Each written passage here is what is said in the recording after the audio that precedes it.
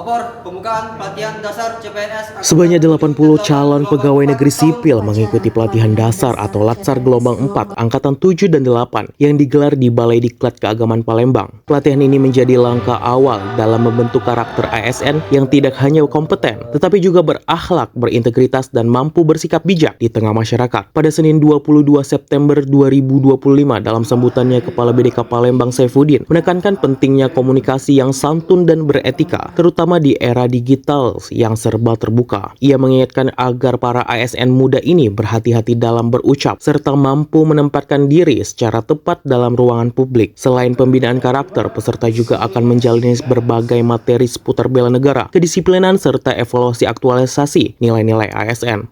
4 hari kurang lebih di sini, manfaatkan untuk menempah diri kalian, untuk meningkatkan kompetensi kalian. 2 bulan kurang lebih kalian diterjunkan. Ada yang di perguruan tinggi, ada yang di Kanwil, ada yang di Kemenak, ada yang di Kauta, saudara.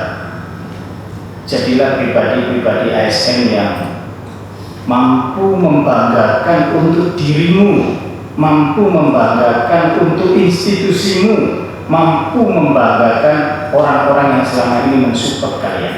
Pelatihan ini berlangsung selama 3 hari dan melibatkan sejumlah pihak, termasuk TNI dari Kodam 2 Sriwijaya serta tenaga kesehatan.